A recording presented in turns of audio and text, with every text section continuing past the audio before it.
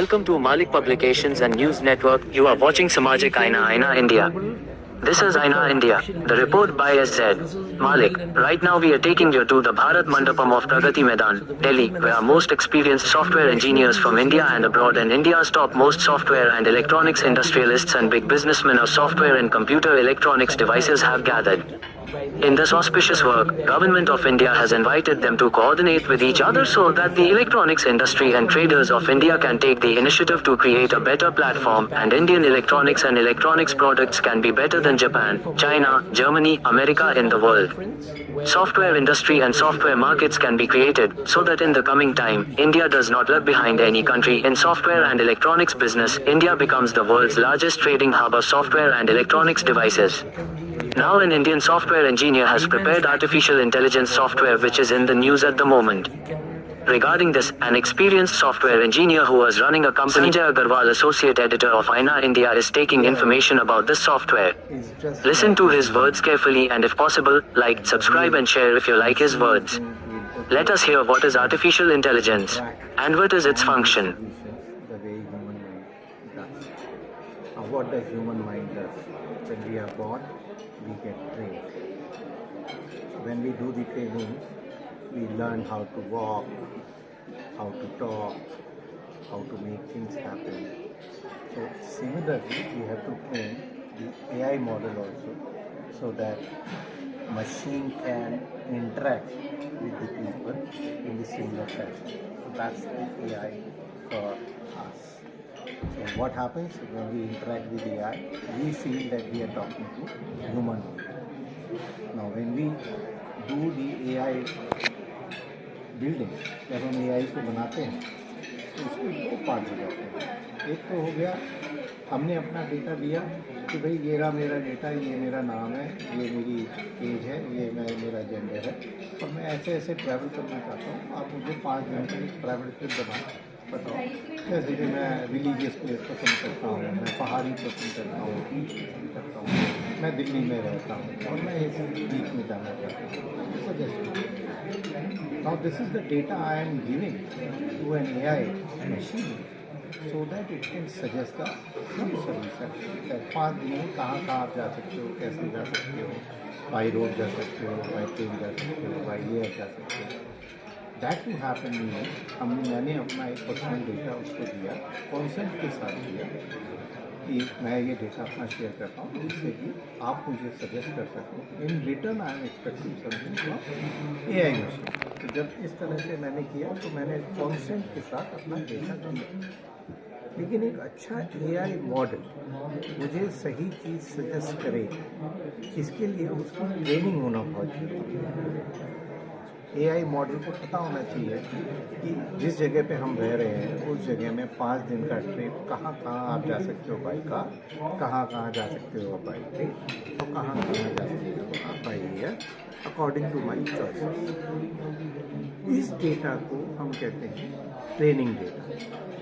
और training data को AI model जब बनाते हैं या AI मॉडलर कह लीजिए या जो टेक्निकल एक्सपर्ट कह लीजिए, जब इसको बनाते हैं तो उनको इस ट्रेनिंग डेटा के साथ जैसे कि IRCTC का डेटा हो गया, रेड बस जो बस ट्रैवल करते हैं उनका डेटा हो गया, पर्सनल मूवमेंट कार गूगल के पास जो डेटा है कि लोग कैसे मूव करते हैं, किस सीज़न में मूव करते हैं, इसको ध्यान में रखते हुए उसकी ट्रेनिंग कराते हैं. इसको हम ट्रेनिंग डेटा ये हो सकती है millions transaction, billions transaction from last 20 years 30 years.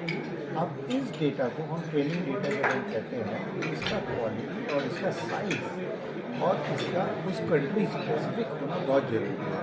क्योंकि जो चॉइसेस इंडिया में है लोगों की पसंद है वो अमेरिका से मैच नहीं करती होंगी, यूरोपियन से मैच नहीं करती होंगी. तो इसीलिए कंट्री स्पेसिफिक डेटा या कल्चर स्पेसिफिक डेटा बहुत ज़रूरी है कि आपका AI मॉडल उससे ट्रेन हो. लेकिन अगर हम किसी दूसरे सेक्टर में गए, हेल्थ में, तो जनरली ऐसा नहीं होता. लेकिन हाँ, लाइफ स्टाइल के कारण भी वेरिएशन आ सकते हैं. इसलिए स्पेसिफिक डेटा, उसका कॉन्टेक्चुअलाइजेशन कितना रीजनल होना ज़रूरी है, हर सेक्टर के लिए बहुत ज़रूरी है. तो जब हम कॉन्सेंट बेस्ड डेटा की बात करते हैं, that is for data for influence, जब हम अपना डेटा खुद दे रहे हैं अपनी मर्जी से in return of expecting something. लेकिन जब हम डेटा ट्रेनिंग की बात करते हैं तो उसमें millions of data, billions people का data, billions of transaction we are talking about, it is impossible to take a concept, that's where something called SRO is required, self-regulatory organization. This is where the government needs to support that how do we provide the training data for the organization, for that particular sector, under a guidance of some entity which is self-regulatory, self-organized, so that they can guide the data. For example, travel data may not be so sensitive, but of course health data is very sensitive. When health data is very sensitive, we need to make sure that the organizations which are giving the data, maybe the private hospitals they are giving, they are not afraid of it, because the DPDP Act in place, there's a lot of privacy issue, and health privacy is very, very sensitive.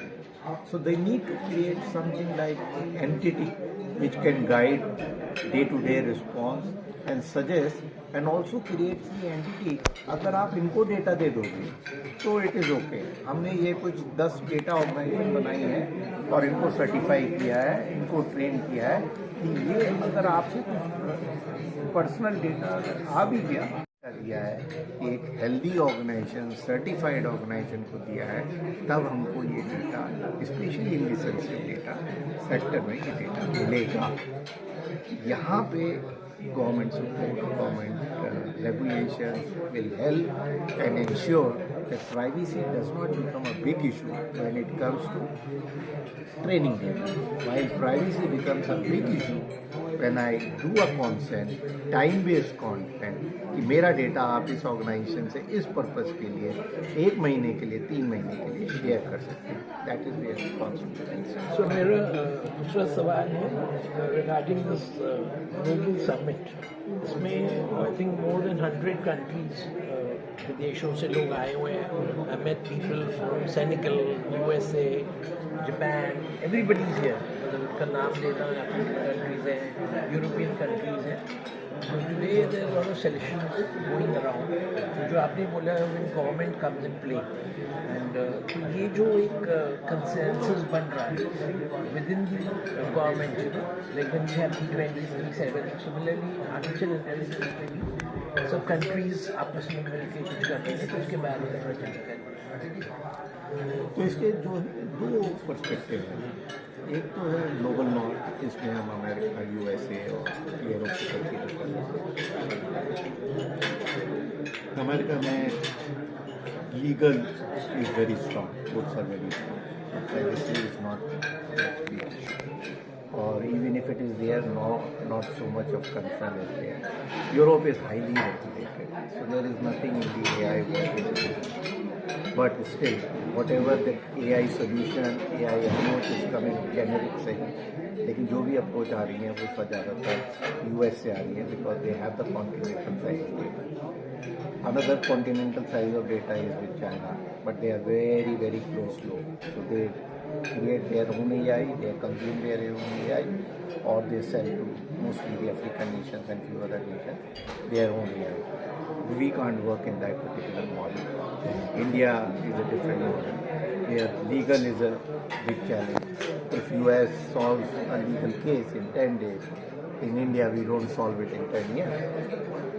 So that's where the lot of challenges, technically we have to resolve it so that our data and other things can be provided with least dependent on the legal system. If we are able to provide and create that framework where we can create a self-regulatory organizations, entities which guides the people, enables the people to give the data, especially in the private sector, they are not techies. Hospitals are not techies. छोटे छोटे hospital हैं, छोटे छोटे clinics हैं, diagnostic lab हैं, उनको लगेगा यार अगर 10 करोड़ में डेटा बेचा तो अपसाइड इतना नहीं है, लेकिन अगर लीक हो गया तो डाउन साइड बहुत बड़ा है। पूरी की पूरी दुकान बंद हो जाएगी, पूरा पूरा हॉस्पिटल बंद हो जाएगा। 1000 करोड़ का 250 करोड़ का वो लग जाएगा, तो 10 करोड़ की जगह 250 करोड़ का डाउन साइड है अगर कुछ गड़बड़ हो गया तो डीपीटीपी एक्ट के अंदर। इसलिए डेटा इतनी आसानी से नहीं आने वाला जब तक हम इसको इस तरीके से सॉल्व ना करें, एक इंटिटीज बनाएं where SROs can give it. When we go to the global south, the problems are different. They don't have a continental size. And they don't have talent also. They don't have capex also. So that's where the democratization of the solution will come, which definitely, like we did in the corona vaccines, we will also support them through AI, which India will lead for global south. No other country has so much of capacity, neither the willpower to do that except. So as Vikram has put it, पहले मैं English में बोलूँगा that this summit would now, as we were also talking about the legal frameworks, so courts में India में the cases are going on for years, and many years back when our Prime Minister Rajiv Gandhi came in and he had Sam Pitroda come in from US, and I met some people, they said we come from US, Dr. Sam, Dr. Ashok Sharma, cancer में जो, I came to India, my country, and that time computerization आया, पहले typewriters होते थे, cycle standing machine होती थी, तो एक जो एम्प्लॉइज़ का वो होता है द ट्रेड यूनियंस, तो अभी AI has already entered our lives, we cannot do without it, and I was in a conference day before CII का था, उसमें साइबर सिक्योरिटी के ऊपर इशू थे। AI के अलावा एक क्वांटम टेक्नोलॉजी का जो क्वांटम भी एक है जो कि एक थ्रेट है, और लीगल फ्रेमवर्क के मतलब एडवांटेजेस, जैसे आज मैं मान लीजिए एक एग्जांपल उदाहरण के तौर पे, आज मैं अपने ऑफिस जाता हूँ और मुझे एक न्यूज़पेपर में स्टोरी फाइल करनी है, तो मैं सिंपल AI चैट बॉट जो भी है, अभी तो व्हाट्सएप पे ही आ गया है वो, उसमें लिखूँगा कि आज ये global partnership summit and everything, तो उसमें बहुत कुछ है, पेजेस के पेजेस। आई हैव ट्राइड, मैंने रामायण के ऊपर स्टोरी बनाई, इट रन इनटू पेजेस, ये एक एडवांटेज है। और अभी बल्कि टीचर्स भी जो यूनिवर्सिटीज़ में वो कह रहे हैं कि हम लोग को जो रियल स्टूडेंट ने लिखा है, AI के जरिए लिखा गया है, वो पता नहीं चल रहा। तो AI से आपको डरने की ज़रूरत नहीं है, AI has happened, and what is next we don't know, nobody knows, and it is being used in all frontiers, सुई से लेके हवाई जहाज तक, स्पेस, अभी जो हमारा इंटरनेशनल स्पेस स्टेशन है, I think everywhere it has made it's way. Food technology में है, अगर हम लोग आर्टिस्ट हैं जो पेंटिंग, पीछे जैसे अभी विक्रम ने बताया उदाहरण, तो एक पेंटिंग वर्कशॉप मैंने अटेंड करा, तो जो जेंटलमैन थे उन्होंने बताया कि आपने डालना है ज़ेब्रा, और आपने डालना है कि ज़ेब्रा बर्फ़ में बैठा हुआ है, और गलती से आपने उसमें बोल दिया राष्ट्रपति भवन में बैठा है, तो सब इनपुट डेटा दिया आपने, तो एक तस्वीर बनती है जिसमें ज़ेब्रा, और उसमें वो भी एक और है कि वायलिन बजा रहा है ज़ेब्रा, तो वो तस्वीर बनती है राष्ट्रपति भवन के प्रांगण की, और उसमें बर्फ़ भी गिर रही है, क्योंकि आपने लिख दिया कि बर्फ़ के उसमें स्नोफॉल में होना चाहिए, और ज़ेब्रा भी 4-5 खड़े हैं, कोई वायलिन बजा रहा है, कोई कुछ बजा रहा है, लेकिन कई बार होता है कि उसमें वो डेटा जैसे आपने बोला कि वो क्या रीड कर रहा है, और ये लाखों जो डेटा अवेलेबल है कंप्यूटर से, ये सारा ये मल्टीमीडिया इससे कनेक्टेड है, मल्टीमीडिया से ही ये है। हाँ, मल्टीमीडिया से ये पूरा कनेक्टेड है, और हर चीज़ से कनेक्टेड। एक्चुअली क्या है ये डाटा, मलिक साहब आपके लिए ये बात है कि देखिए हमारे पास AI हमारी लाइफ में आ चुका है, हमको पता भी नहीं चल रहा वो हमारी लाइफ में, लेकिन हमारे पास चैलेंज ये नहीं है कि हम AI कंज्यूम कर रहे हैं। AI कंज्यूम करना बहुत आसान है, किसी ने बनाया, हमने उसको यूज़ कर लिया, हम हमेशा से ऐसे ही रहे। हमने IT सर्विसेज करी, कंप्यूटर नहीं बनाया, हमने SAP यूज़ किया, Oracle यूज़ किया, माइक्रोसॉफ्ट यूज़ किया। जब हम ये सब करते हैं तो हम क्या करते हैं, केवल सर्विसेज सेगमेंट बन जाते हैं, लेकिन उसका मेजर पाई फॉरेन एक्सचेंज के रूप में बाहर की कंट्रीज में चला जाता है, जो प्रोडक्ट बनाते हैं, लार्ज प्रोडक्ट बनाते हैं, हम उसके ऊपर सर्विस करते हैं। ऐसा ही हम नहीं चाहते अब एआई में हो। एआई ओपन एआई दे रहा है, चैट जीपीटी में, और भी कुछ कम से कम 15-20 माइक्रोसॉफ्ट गूगल सभी वो बना रहे हैं। पब्लिक डेटा भी यूज़ कर रहे हैं, प्रोप्राइटरी डेटा भी यूज़ कर रहे हैं, ट्रेनिंग डेटा। लेकिन इस वक्त 25-30 साल के एक्सपीरियंस के बाद अब इंडिया के पास चैलेंज है कि एआई कंज्यूमर नेशन ना बन के रह जाए, वो एआई प्रोड्यूसिंग नेशन। तो इंडिया इसको प्रोड्यूस करें। एआई हमारे अपने मॉडल हों, हमारे ट्रेनिंग हमारे डेटा के ऊपर वो ट्रेन किए गए हों, तब हमारा पता चलेगा कि हम टेक्निकली एडवांस हैं, हम टैलेंट का अपना सही इस्तेमाल कर रहे हैं। This is the challenge. We as an intellectual people, we as a technocrat people have in our mind that how do we create AI producing। Challenge क्या है हमारे पास? हमारे पास स्टार्टअप फंडिंग की गैप हो सकती है, हमारे पास डेटा प्रोवाइडिंग इशू हो सकता है, पब्लिक डेटा हम उठा सकते हैं। पब्लिक डेटा तो कोई भी उठाएगा, जो भी पैसा रिच होगा कंप्यूट हायर कर सकेगा, एआई मॉडल टैलेंट वो हायर कर सकेगा, बना लेगा।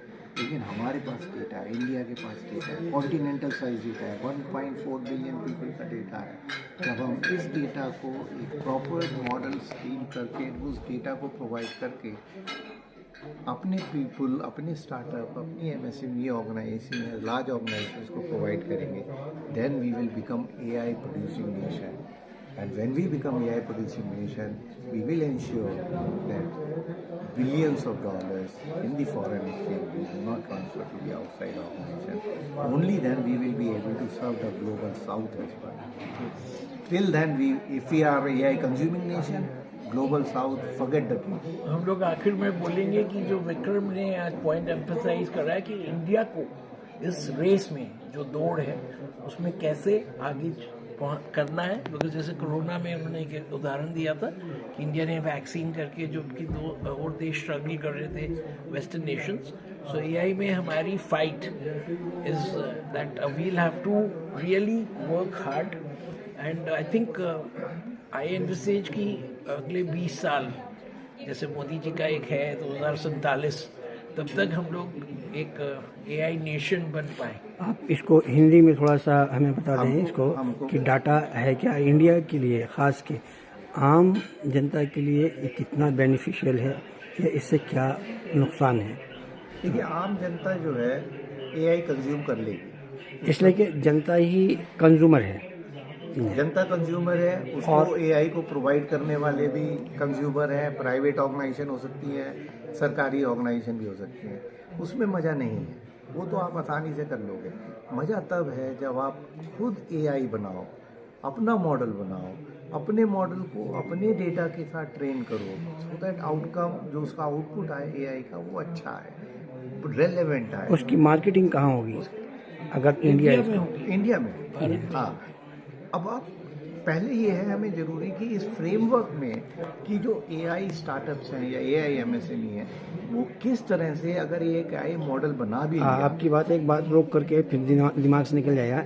एआई इससे पहले चाइना ने हमारे यहाँ लॉन्च कर दिया है इंडिया में, और ऑलरेडी हमारे इंडिया के इंडियंस जितने भी हैं भारतीय उसका बड़े अच्छे से उपयोग कर रहे हैं और उसका बेनिफिट चाइना के पास जा रहा है।